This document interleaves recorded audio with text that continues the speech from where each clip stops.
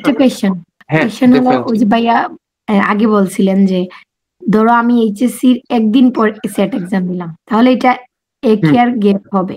ওই ভিত্তিতে আমি বলতেছি, ধরেন আমি এইচএসসির 15 দিন পর সেট এক্সাম দিলাম, আগে থেকে অ্যাপ্লাই করে রাখলাম, আর 15 দিন পর এক্সাম দিলাম, তখন কি ওইটা আমার ভালো ইউনিভার্সিটিতে স্কলারশিপ পাওয়ার ক্ষেত্রে কতটা ইফেক্টিভ এক ইয়ার গ্যাপ হলে?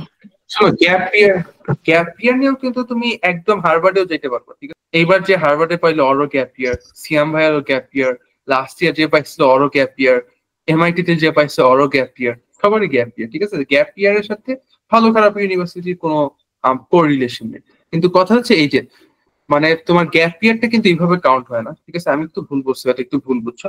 গ্যাপ ইয়ারটা ধরো তুমি এইচএসসি 26 তোমার ফল 26-এ অ্যাপ্লাই করতে হবে, আদারওয়াইজ গ্যাপ। এইচএসসি 25 তোমার ফল 25-এ অ্যাপ্লাই করতে হবে, গ্যাপ ইয়ার। তুমি আই গেস কথা শুনে যতটুকু বুঝতেছি এইচএসসি 25 তুমি, হ্যাঁ? সো তুমি এখন স্যাট দাও আর এইচএসসি এর পরে স্যাট দাও, তোমার কিন্তু অলরেডি 1 বছর গ্যাপ ইয়ার হয়ে গেছে ইউএস স্ট্যান্ডার্ডে। কারণ তুমি এইচএসসি লাইক 25 হয়েও তুমি অ্যাপ্লাই করবা ফল 26-এ। বাট গ্যাপ ইয়ার নিয়ে কোনো সমস্যা নাই, ইউএসএ একদমই প্যারা নাই। আমার নিজের স্টুডেন্ট, আমি মেন্টরিং করাইছি, শি হ্যাড 3 গ্যাপ ইয়ার্স, 3 বছর গ্যাপ।